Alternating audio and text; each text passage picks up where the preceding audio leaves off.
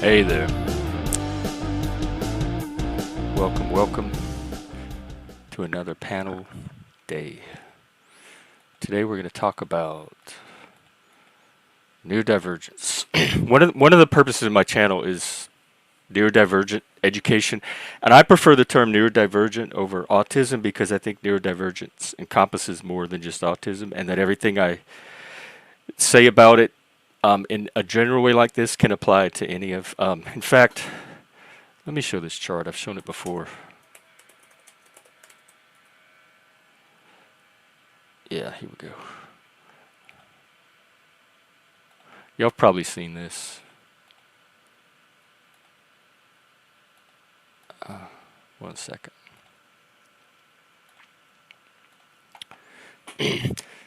um, this is like what I use is the three broad categories of neurodivergence: giftedness, autism, ADHD. These are all brain difference. If you take the neurotypical brain and the neurodivergent brain, you're going to see more of this in the neurodivergent brain.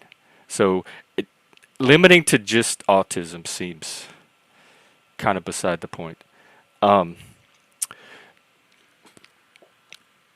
you know me, I think everybody has a little bit of autism. It's a threshold diagnosis. So to me, it's like how much in the neurotypical range do you fall, and do you sync up with other neurotypical, like theory of mind versus a more neurodivergent one. Hello, good morning. But before that, I want to look at the news. Oh my God. I watched that Kamala interview last night. It has a lot of parallels to what I experienced in this panelverse. She didn't answer a single question. She has Trump derangement syndrome.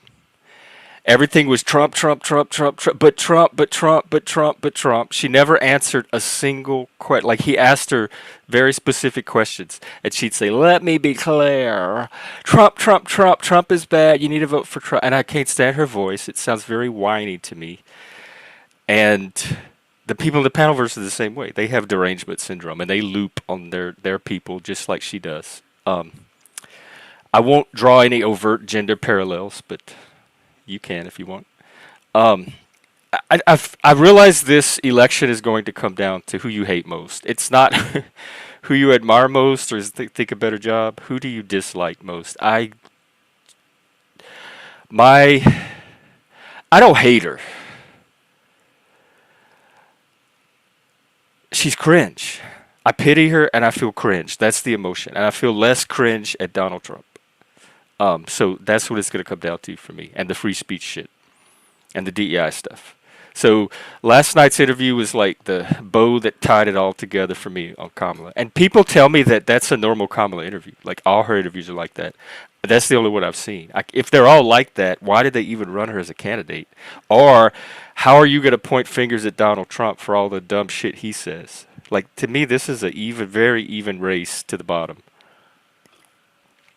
Also, it looks like they might have gotten the leader of Hamas, Sinwar. Their Israel officials say likely killed by IDF, so I guess we'll find out later today if he was or not.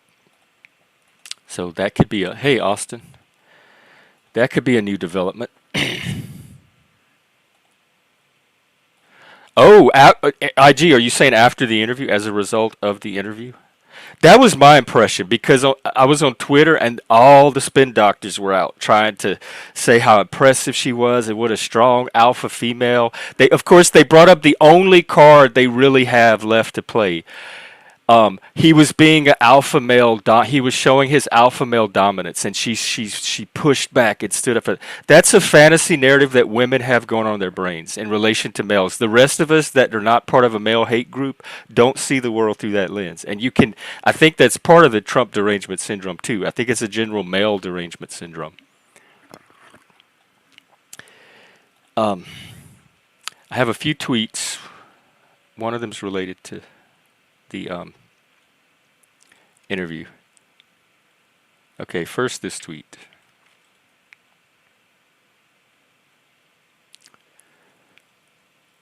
No one is convinced by graphs and charts.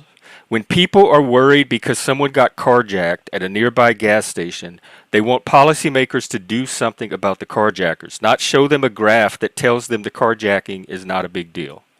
Exactly. American pragmatism, the philosophy of pragmatism, was homegrown right here in America. Um, Save all that abstract theory stuff for the Continentals. All right, let's see. Okay, here's a tweet about the video. It made me realize that the joy part of the campaign must be the joy of Trump hate. Her body language was the most interesting, like shaking her head no when asked if she owes that mother's family an apology for her administration reversing Trump's border policies. Yeah, that was my experience too. The I don't know, they use language completely differently. I didn't see joy, I didn't see clarity, I didn't see leadership. I didn't see strength. I saw a lot of whining and insecurity. You could hear it in her voice. You could see it in her body language. And I'm autistic, and I could see it in her body language. That's how obvious Kamala is that autistic people can even see it, pick up on her. All right. Okay. Another thing. Tonight, I'm going on Sasquatch Shields, to talk about YouTube. There's the link. It's going to be at 5 p.m. my time, so like 7 p.m. Central. Anyway, the YouTube link tells you the time. So that'll be later this evening. I may or may not do a stream after that. We'll see how that one goes. All right, let's get to the topic that I really want to talk about. It came out of a conversation I witnessed yesterday. An autistic person, or a neurodivergent person, let's say, was talking about a situation. They use straws. It's common for autism. I don't have any myself. I don't use straws, but I use. You know what I do use? Pens. I chew the shit out of a pen. When I was teaching, when I was substitute teaching, the teachers would come back to the class the next day, and like all their pens would be chewed up in their little pen holder. I don't. This is just like the rocking. I don't even notice I do it. But if you give me a pen, and you give me a couple of hours, that pen will be shredded. The end of that pen will be shredded because these are my chew toys. And in fact, I had a roommate that used to give me, when his ink pens ran out, he would take the ink out of them and give me the empty casings as chew toys. And I had a little collection of empty pen casings to chew on. So this person uses straws for stimming. Stimming is, there's a lot of theories about stimming. They think it's regulatory. It's something our nervous systems do to self-soothe or regulate itself or whatever. But it's completely normal for a lot of neurodivergent people. The rocking is a form of stimming. The chewing on the pens. They have fidget toys. I used to have some of those somewhere. Spinners, all that kind of stuff. Anything that autistic people can sit there and play with. It lets us concentrate our hyperactivity on an object so that we can like use our minds for other things. There's many reasons a person might stim. And so this person used straws to help with stimming. Sometimes it's anxiety. It can help them, give them something to do to kind of ground the anxiety. And the person made a comment that she was in a situation where she got through it. She didn't use her straw. She didn't need her straw. She was able to get through the situation. The person she was with was able to give her that comfort she needed and didn't need the straws.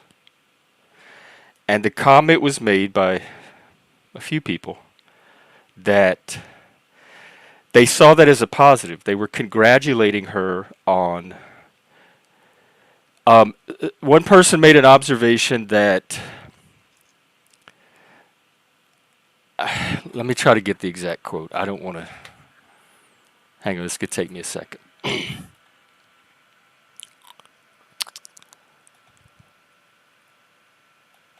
All right.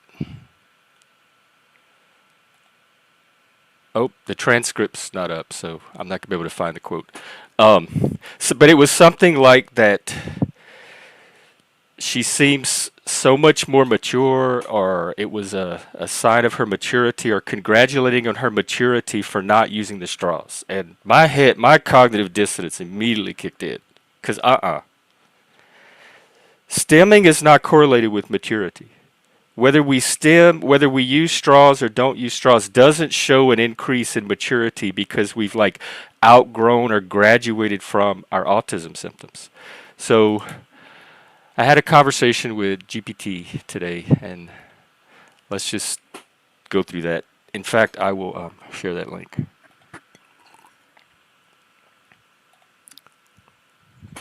Oh.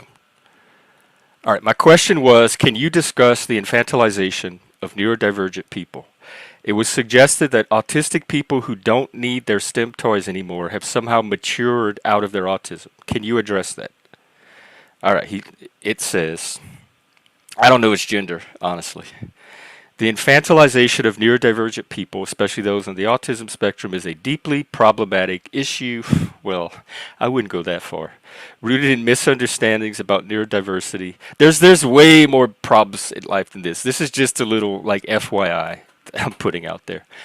Infantilization occurs when society treats, I would say when individuals treat. Society is not this abstract entity. It's individuals, and it's not everybody.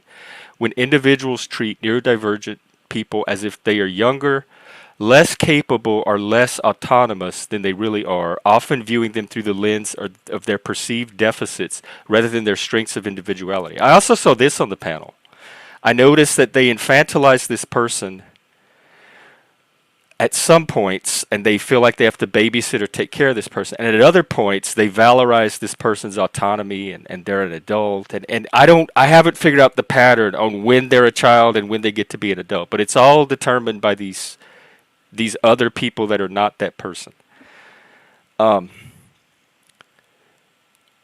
pervasive myth is that as autistic people mature, they should outgrow traits or tools associated with managing their condition, like stimming behaviors or the use of STEM toys or rocking.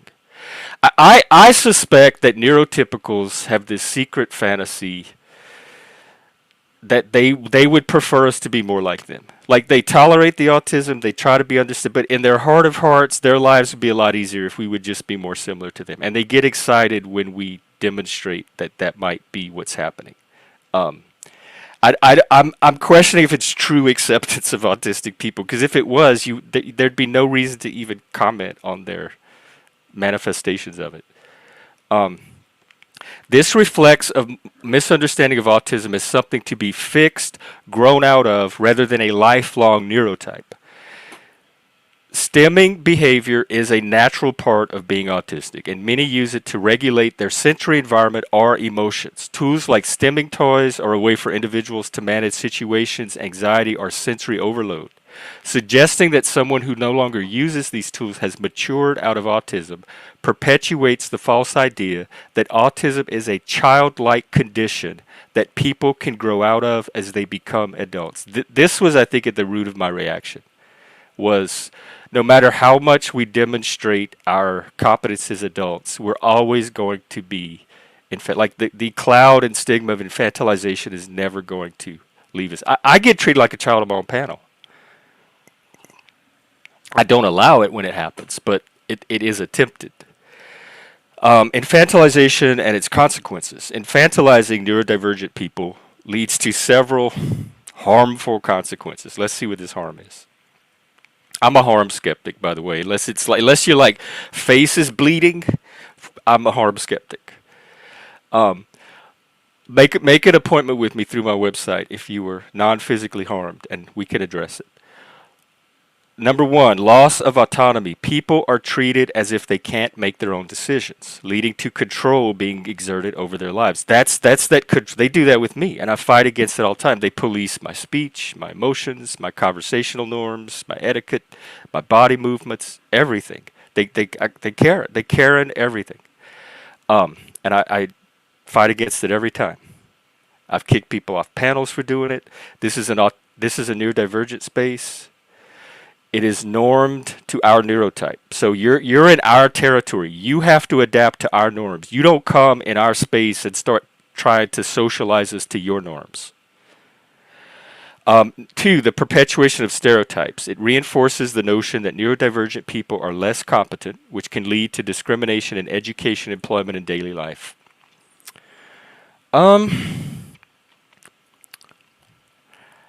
It's hard for me. I'm a bad one to ask about this because I definitely get treated differently in workplaces, but I never know if it's completely because of the autism. It could be because of my gender. It could be because of my cultural background. So I don't always put it down to that's the reason. But in total, whatever the thing about me is, I definitely get marginalized in these workplaces. And that's the one point that I have granted the woke.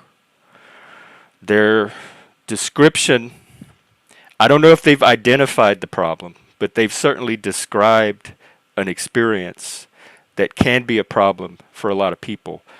And that's the experience of marginalization, of being treated differently because of something about you that's different from the rest of the group. Which that's in-group, out-group bias or preference or tribalism. We've known about that for hundreds, maybe thousands of years. And number three, the mental health impact. Constantly being treated as less capable can damage self-esteem and contribute to anxiety repression. This one, not so much, because I'd say if you're resilient, if you've taken on the responsibility of developing some personal resiliency and fortifying yourself against fragility, which everybody can make the choice to do and has the agency to do, then it should not have the impact on your mental health that it's describing here. So I think that number three can be mitigated by your own actions and choices. Okay, growth versus coping mechanisms. The idea that maturing means no longer needing STEM toys or behaviors erases the individuality of neurodivergent people's experiences. Yes, I think that was what was at the heart of that reaction. It was an erasure of that person's individuality. It was not seeing that person for who they are and not meeting that person where they are. It was meeting that person where you secretly wanted them to be. For some, tools like STEM toys might be a lifelong necessity, while others might find different strategies as they age. This doesn't mean one approach is more mature than another. What's important is finding out what works best for a person at different stages of their life. This AI is smarter about autistic people than most neurotypical and even other autistic people that I've met. There's a lot of autistic people that internalize neurotypical norms and get socialized to them, and they can sometimes be more rigid and more Karen-y about those norms than even the neurotypicals. So there's a whole segment of the autism community that this is almost more of a problem with than the neurotypicals. The notion that neurodivergent traits like stimming are childish is rooted in ableist thinking, where any deviation from neurotypical behavior is seen as inferior or immature. In reality, autistic adults may use STEM toys, engage in stimming, or adopt new ways of coping with sensory or emotional challenges. None of these choices should be viewed as a reflection of emotional or intellectual maturity. That's what I said when it happened, that maturity is not correlated with if you use a STEM toy or not. Then I ask it, can you talk about the differences between childish and childlike? The terms childish and childlike are often used interchangeably, but they carry very different connotations.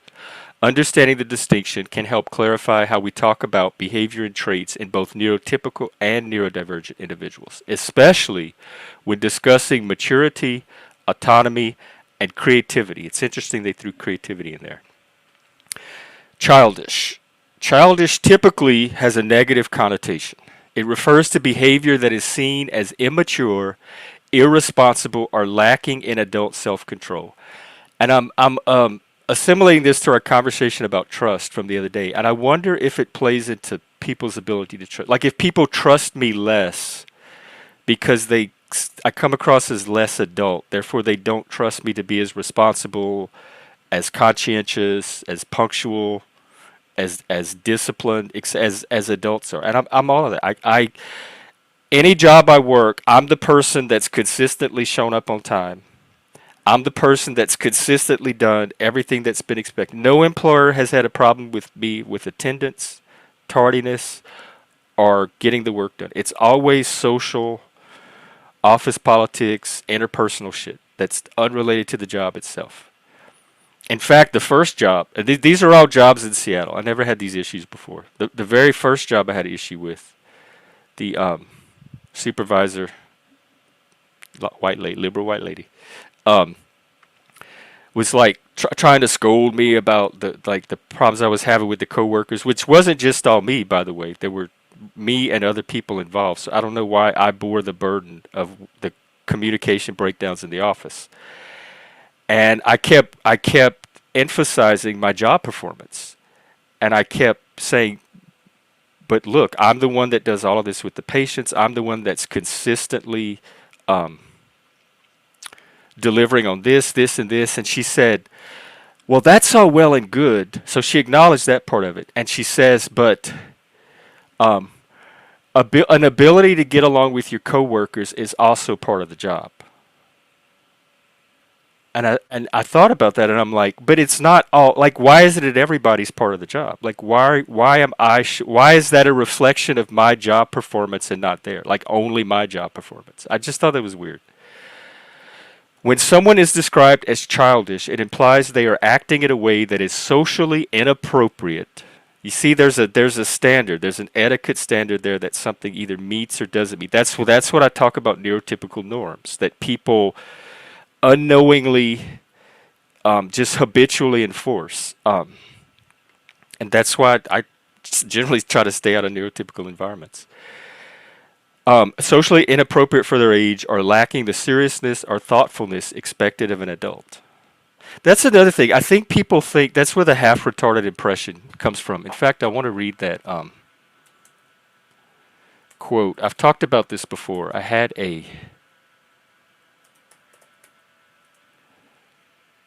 Hang on. I had a teacher back in like junior high school.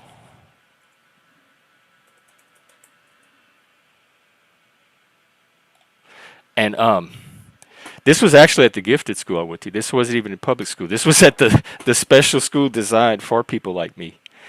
And they had to they had to fill out these faculty reports throughout the year. I was probably in 8th grade, maybe freshman in high school when this class happened. This was the class where we read 1984, Brave New World, all of those dystopias. It was the humanities class.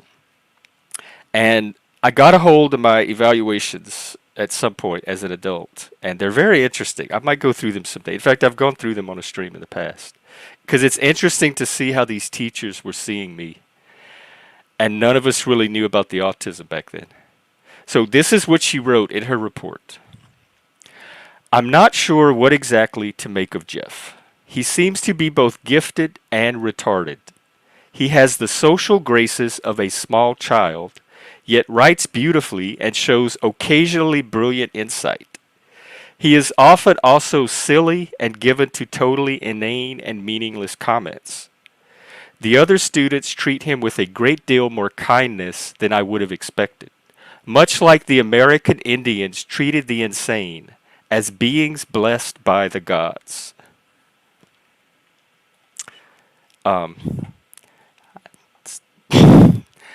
I didn't have much of a response then, and I don't have one now. I find that so interesting, and I will leave it at that. But that is an example of what I'm talking about and why I'm doing this topic.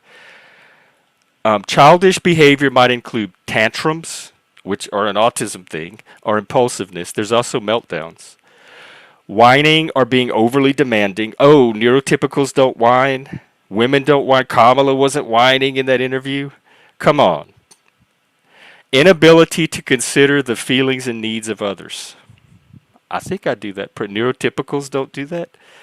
In many cases, the label childish is used to criticize behaviors that are associated with emotional immaturity, where someone is not living up to adult social expectations. Let me tell you about emotional immaturity. I will put my emotional maturity up against anyone else's any day because I guarantee I am feeling the full range of the emotion more than they are, and I am getting the full data set that that emotion is giving me so that I can build my emotional intelligence off of actual emotions. So I will put mine against, bring it on. We will have the emotional maturity, emotional intelligence challenge. And we'll see who is more intelligent about emotions. On the other hand, childlike has a much more positive or at least neutral connotation. It refers to qualities associated with children that are often valued, even in adults. Childlike traits might include curiosity and wonder, innocence and openness. Openness is a great trait. I think that's where my curiosity and openness is like one of the driving forces of my psyche. It has been since a kid. It's been almost nothing but a strength. It's what allows me to do the work I do. It's what allows me to get to know my clients and my friends and form connections and relationships and take an interest in things outside of myself and learn and grow. Like, I love all this stuff. If that's childlike, I want to be more childlike. A sense of playfulness or joy, creativity and imagination. Being childlike means maintaining the ability to see the world with fresh eyes, without the cynicism or jadedness that can sometimes come with adulthood. It can also refer to qualities like trust, sincerity, or unself-conscious expressions, qualities that society often admires even in adults. I had a friend tell me once that I was guileless. I was without guile, and that he trusted that. Like, he also told me that he said, "You are one of the most kindest, warmest, most caring people I have ever met, and an absolute monster to anyone that isn't sensitive to that." And I thought about it for a while, and I'm like, yeah, I think that's accurate. I would agree. Okay, then they talk about it in a neurodivergent context. In the context of neurodivergent individuals, the terms can be misused. Often, neurodivergent traits that differ from the norm are mislabeled as childish or immature because they don't align with societal expectations of what adult behavior should look like. For example, stimming, like rocking or using a stim toy, might be associated as childish because it can resemble behaviors we associate with young children, but it's actually a functional tool for regulating emotions and sensory input. You have to get to know us. You have to understand why behaviors that look similar to something else are not that thing, and try to understand those behaviors and why we're doing them, instead of making the assumptions or associations that become a barrier to you actually getting to know and understand us. Same with emotions. Just because our emotions look like the big scary person that like harmed you or threatened you in the past doesn't mean that that's what's going on with my emotion when I'm having it, just because it resembles a past emotion that you might have had an unpleasant experience with. Interest in things that are typically associated with children, such as cartoons or specific hobbies, can be seen. Oh, nobody has room to talk in 2024 about childish interests because everything's childish. Anime, cartoons, video games, comics. We're all adult children, at least artistically, aesthetically. That seems to be the the genre of the millennium. However, these traits are not necessarily signs of immaturity. In many cases, the more childlike in the sense that they reflect a deep connection to emotions, a sense of, that's one thing I refuse to sever my connection to my emotion and my passion. I'm Cajun. It's ingrained in me. The giftedness has, I have the emotional overexcitabilities, etc. And I don't like the word overexcitability because it's only over when reference to a neurotypical norm. It's perfectly normal for my level of excitability. They reflect a deep connection to emotions, a sense of wonder, or a different way of engaging with the world that is untainted by rigid social norms. Amen. Hallelujah. Praise Satan.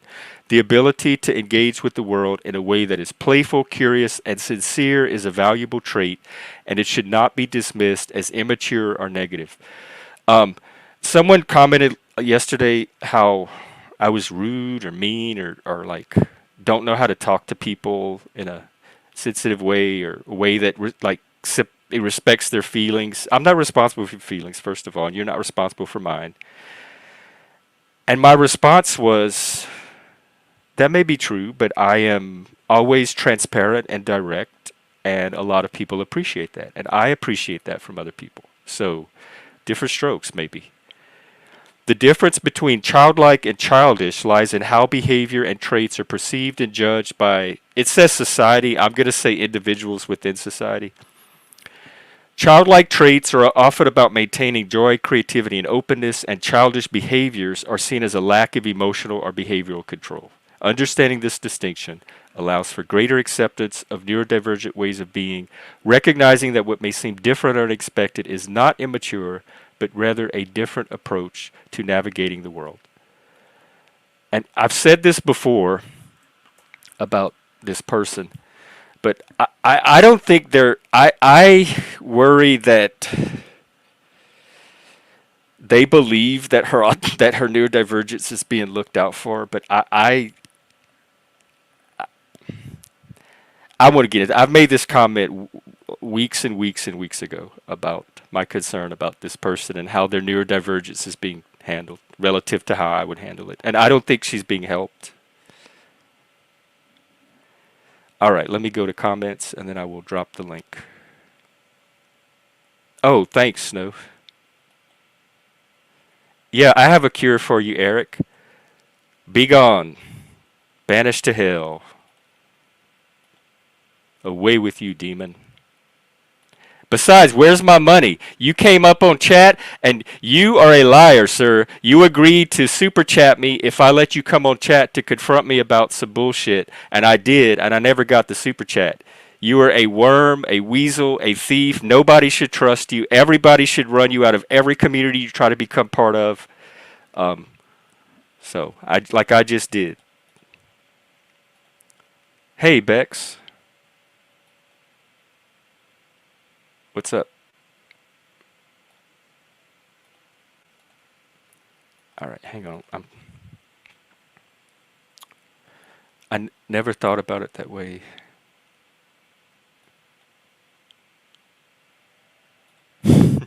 Not Laz. If he had one, would he be? This is his life. If he had one, would he be doing any of this? People with lives don't do this kind of stuff. What? Who do you think's making all of this? You know the guy from Survivor? There's a guy on Survivor this season who is an AI engineer, and you could see the spurg in him. Those are the people creating the thing. Autistics are creating your future.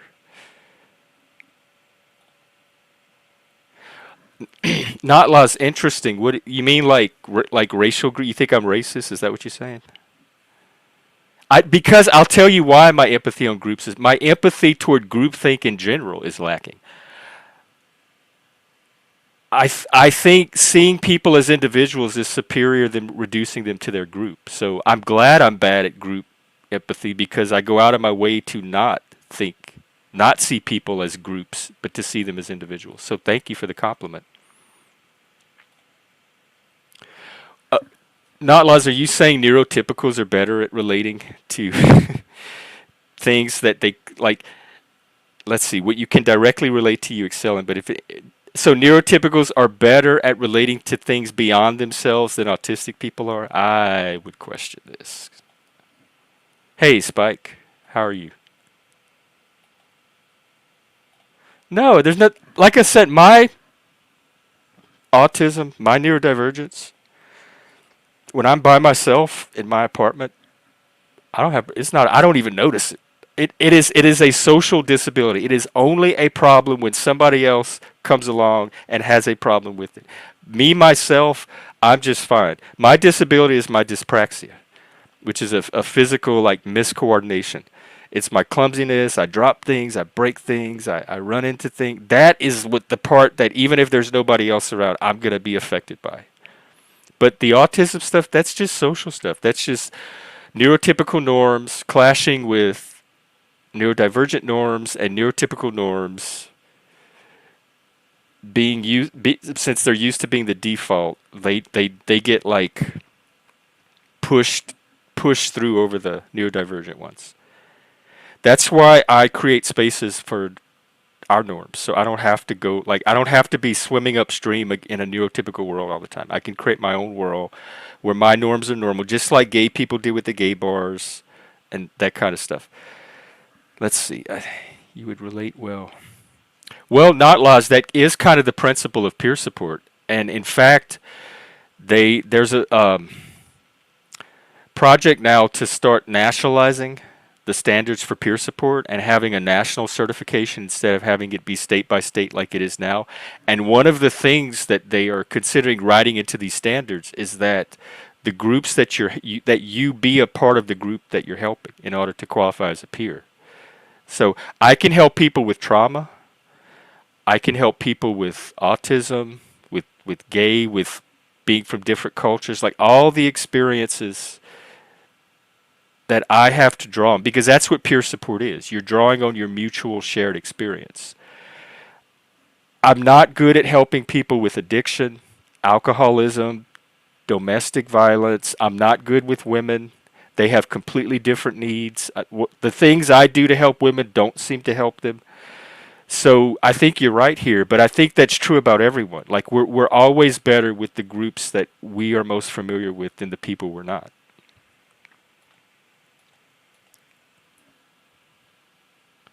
Yeah, because I don't relate to groups. That's one of my struggles with this DEI stuff is I don't think in groups, and they're trying to get everybody to think in groups, and I don't think that's a good thing. I think that takes us backward, not forward. All right, let me put in the link. Come on up.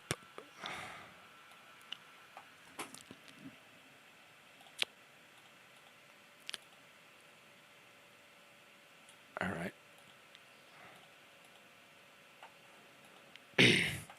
I'll give me 1 second to catch up on.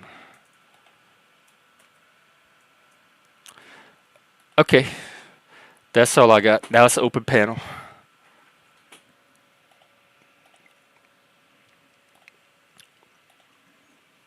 That and the Kamala interview, which was so bad. That was the highlights of my night. And Survivor,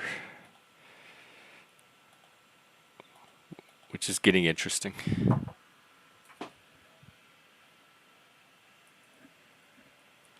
What is MC?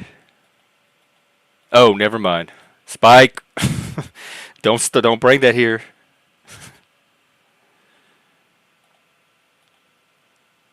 Spike, are you on Discord, by the way?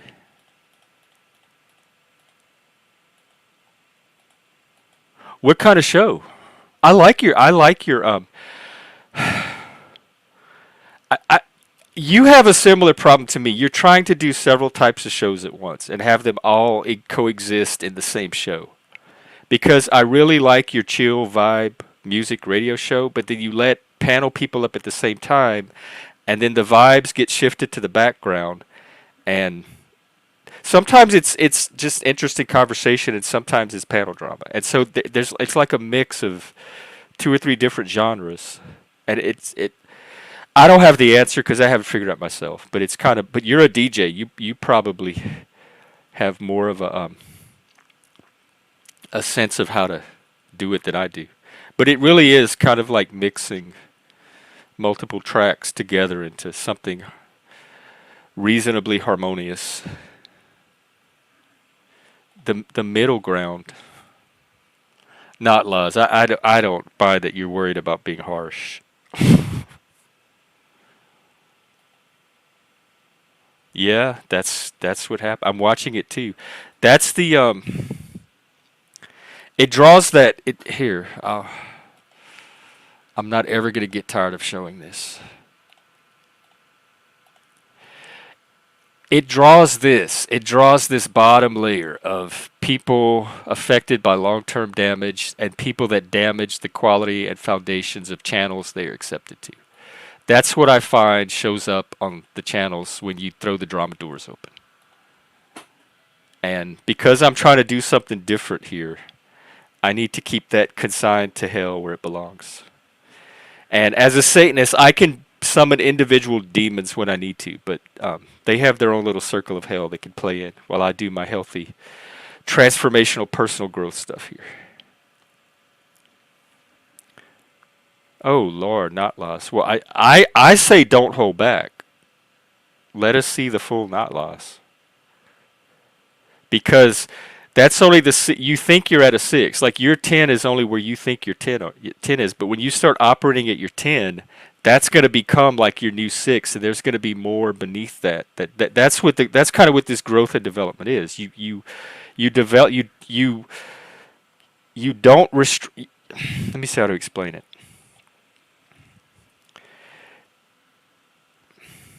People are socialized. They either align themselves with societal expectations, which is why you keep it at a 6, or they align themselves with their authentic personality ideal. And when those conflict, most people, we looked at here, I'll show this chart too.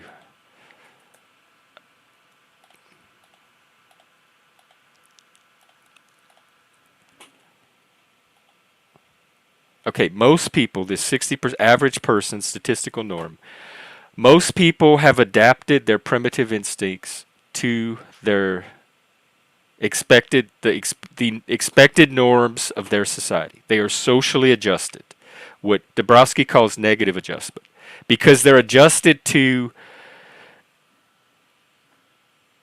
expectations and values that were not necessarily derived from their own authentic personality. It's the expectations of others. And that works. That's fine. There's nothing wrong with that. But some of us feel this pull, this need to adjust ourselves to our authentic personality ideal instead of the expectations of others. So we're kind of caught between, do we keep it at a 6 to make others happy, or do we live at a 10 because that's who we truly are? And if we're going to authentically be ourselves, we need to operate at a 10, not at a 6, because we want to align our actions and choices with ourselves, not necessarily with society. And that's where you get that positive maladjustment.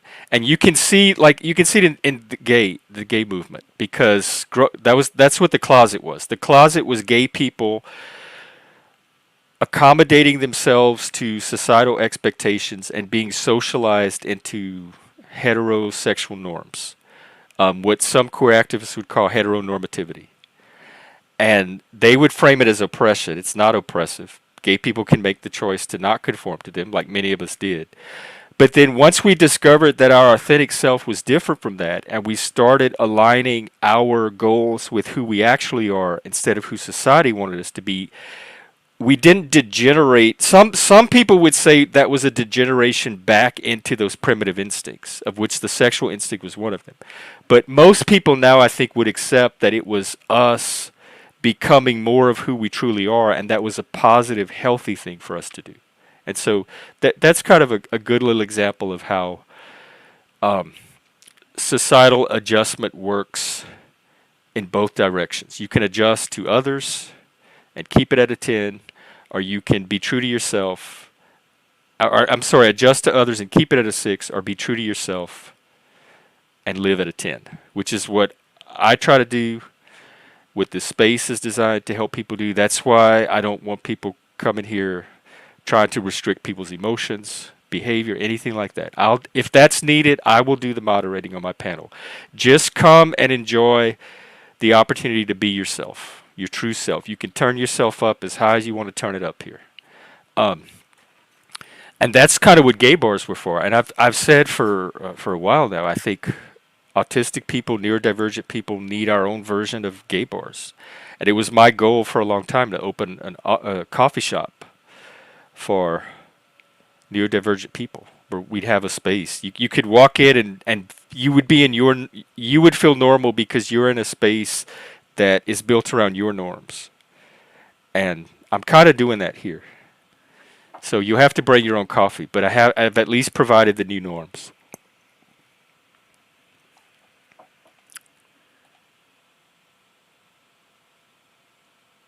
Oh, okay, hang on. Interesting, okay. So anyway, that's my thoughts on all of that. If you have any of your own, come on up. Lose your heads.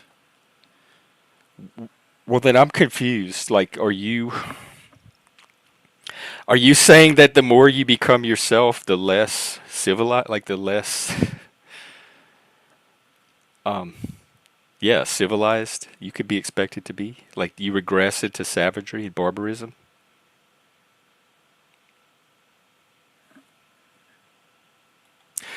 Not laws. You give understandings people can't handle all the time. At least can't comprehend. We can handle them.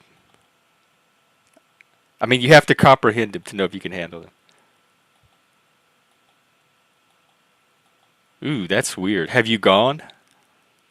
Do they police neurotypicals or because here's another myth I want to bust with autistic people, that the autistic norm is low lights, low sound, everything calm. No, that's a segment of autistic people may need that, but some of us, our norm is loud, express a lot of movement, expressivity, hyperactivity. Some of us need spaces where we can be even more loud, have more lights, louder music. So there's different autistic norms, and a lot of people, I think, are assuming that they've discovered the norm that autistic people need. I would like to have a shopping hour where they have dance music playing or punk rock or something, and that we can have food fights in the aisle and all kind of stuff. Like I'd like that kind of shopping. I would do worse in a shopping hour where I had to be quiet, walk on eggshells, and I couldn't see anything than I would in a neurotypical grocery store. So even though it's norm for autistic, it's not norm for all of us.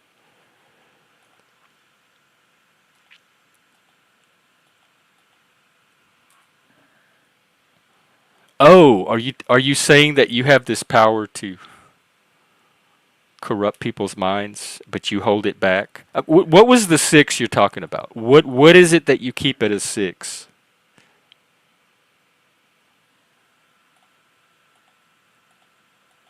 Mm,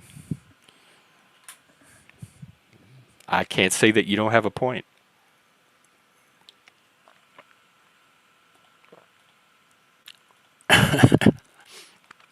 They don't play it here at all. It's so I didn't even notice it till I went back to a visit for Louisiana, and the grocery stores had they had the radio playing. They made announcements over the loudspeaker. Um, like good morning shoppers, welcome, today we have blah blah blah, check out our seafood counter, we have a special blah, blah, blah. And the people in the store, it was like not just grocery shopping, but it was like the town square where everybody went to meet everybody and catch up on the gossip, and there was conversation. It was just a buzz with conversation, and that's when I realized that none of this happens where I am. There's no music in the stores. You never hear someone come over a loudspeaker. Nobody ever talks. People just silently shop. And I've when I first moved to Seattle, my ex told me after I was here like a week or so, he said, "By the way, don't talk to people when you're in pub. Like when you're in public, don't talk to people." I'm like, "What do you mean?" He's like, when you're in the grocery stores, don't talk to people. If you're standing in line, don't try to make conversation." And I just thought that was so weird. I literally could not comprehend what he was telling me. It made no sense. I had no idea what he was saying. So it went in one ear and out the other. I'm like, I'll talk to people if I want. Like, what is no? Don't talk to people. And then after a few years of living here, I learned exactly what he meant, and that was don't fucking talk to people. They don't talk. They think that you are if a stranger tries to initiate conversation, they think it's a form of mental illness. They think you're off your medication because it is so weird to them that somebody that they don't know would try to engage them. Even people they do know.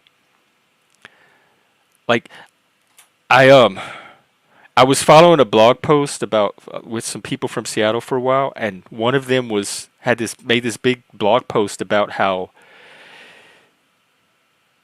he these are introverts. He went to the grocery store. He needed some cereal and milk or something, and he was in there. And in one of the other aisles, he saw one of his friends, and he panicked because he's like, "Oh no! If this person sees me, I'm gonna have to say hi to them." And he was trying to get his cereal and milk and get out of the store before this friend who he hangs out with all the time noticed him. Maybe that's a different social norm, but that is so different from mine. It's so bizarre that you would avoid. That's like if I saw Bex in a grocery store and I'm like, "Oh no, it's Bex. Let me hide. Let me get my groceries and leave before Bex notices me." I'd be like, "Bex!" Hey, what's up? That seems more normal than hiding from a friend. Oh, yeah. Well, Bex, I have full faith that you have the makings of a demon troll. So, wrench away. Really, it's just keeping the drama off. People that come here and try to get their licks at people from that lower layer, that lower level, that hell layer. The damaged people, the people that don't have the basic civilization and actual maturity, not spurg maturity, but actual maturity to coexist in a civilized environment. What? I don't believe it, not lost. There's no way Canada is that cool. In Vegas, they have they call it cosmic bowling, and they do that with the bowling alleys. They turn the lights off. They have like stars and planets on the ceiling and black light, and all the gays go out and bowl. Oh, in what way, Spike? Malls definitely probably are not the same. In fact, one day I want to go. We still have a mall here in my town. They closed the big mall in Seattle, which was the first original indoor shopping mall. It's now closed, but they still have one where I am, and I want to go walk around the mall and stream one day, just to like mall nostalgia. I just have to get motivated to do it. Well, Bex, if I don't get a panel in the next 10 minutes, why don't we go? You want to go catch up on our shows? Oh, really? Is that new for you or has it always been that way? Cuz you DJ, right? Like in clubs? Was that ever an issue for it or could you kind of like hyper focus on the music and the DJing and tune out the rest of it? That attention tunnel, that monotropism. Not Laws, you are wild. Why do you not have your own channel? You live you live in like a northern exposure type of world or Twin Peaks, one of those like quirky sitcoms from the or TV shows from the 90s.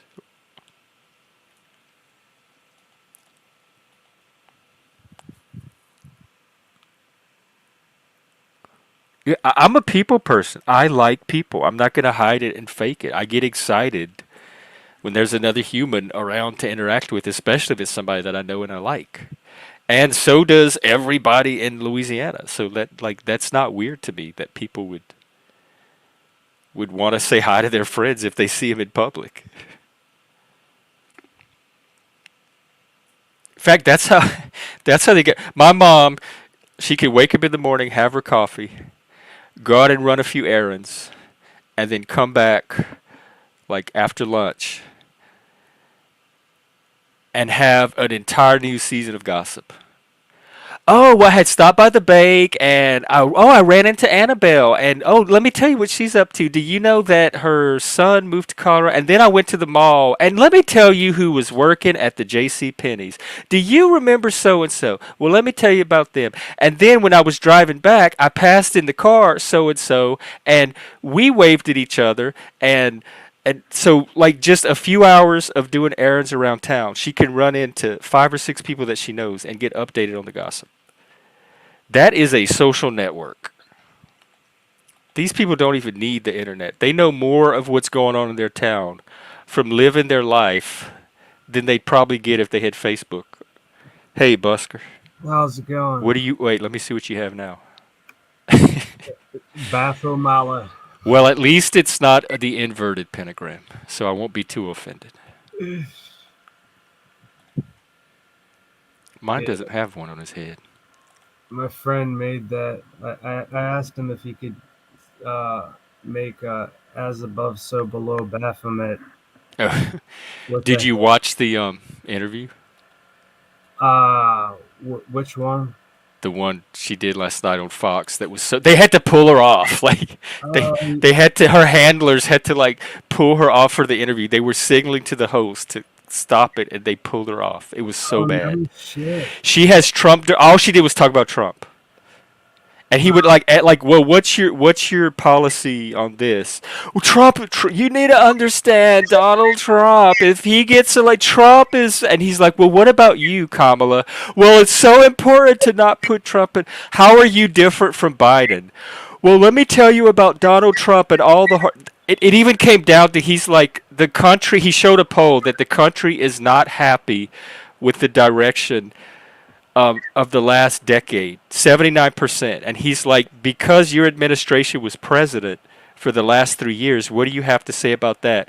Well, when Donald Trump won office in 2016, like she didn't address any of her part of the last 10 years. It was all Yeah, about Trump. yeah. That's how she always does it. She does this fucking just dodges the question by just rambling, and Yes. And let me be clear. And then she proceeds to do anything but. it's like a toddler. Yes, it's, I had like some of the conversations I try to have here, and I'm not going to lie, it's mostly with women. I have the same experience. It is like pulling teeth to get a direct answer out of them. You ask them a simple question, and you wait for them to hit the target at the centers of the bullseye, and they talk all around and never once even approach the question zone, like the answer zone for that question. Yeah, I mean, like And every time he tried to redirect onto the question, she would do this well, let me be clear thing, and then people on Twitter are saying how she stood up to the alpha male and she really held her own. No, she didn't answer a fucking question. That's not impressive. That's not something to admire and respect. Like, I think some people admire her for actually not answering the questions because it was a man asking her the questions. So they see it as like not playing the game that the man was trying to get her to play. hey, did you see the ad that her like her brainwash ad or men for Kamala or some bullshit? Oh yeah, we did. Yes, That was so more stupid. cringe. Just Yeah, cringe, cringe, cringe, cringe, cringe. and I think one And of the Donald Trump makes me cringe too, but in a completely different way. And the yeah, Kamala cringe is way worse than the cringe I get from Donald. yeah, I mean, like that. The one hope I have is that Donald will get in here and do what he says he's going to do and get rid of these fucking all the bad illegals that are causing havoc. Do you think that Fox News would let me play the interview? Because I got a copyright thing when I tried to do the CNN debate thing, but I wonder if I would Uh, get struck if because it's only 20 something minutes. We could play it and react.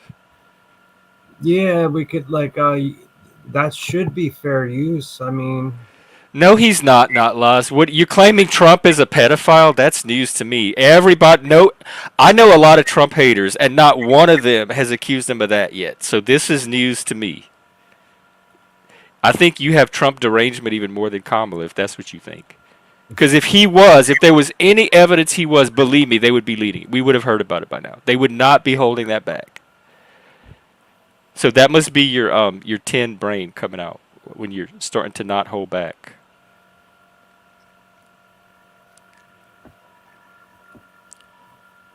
Because I could, I guess. I don't mind playing it. Yeah, I think it's worth seeing. Um, yeah, I mean, if maybe if you like, I don't know, if you I want wonder if I should start another stream. That way, if my stream gets struck, at least I have my autism topic saved on a separate stream. so yeah, you could do two streams at once. Oh yeah, with StreamYard, I guess, right? So Like, shut this one down so I at least have the topic saved, and then start a new one. And then if it gets shut down, at least I didn't lose the autism topic. yeah, okay. So all right, so yeah, I'll hop off then if you want to do that. Okay, yeah. How do y'all feel? How do y'all feel about that? Or yeah, why don't we do that? I'm gonna end this stream so I can save the topic that I did, and I'm gonna start a new stream immediately after, and we're gonna try to watch the Kamala interview and see if I can make it through. Yeah, sounds like a plan. All right. All right, that'll be coming up in just a few minutes. Let me get that done. Okay, we're switching over to a new stream. I'll be right back. Here we go. See you soon.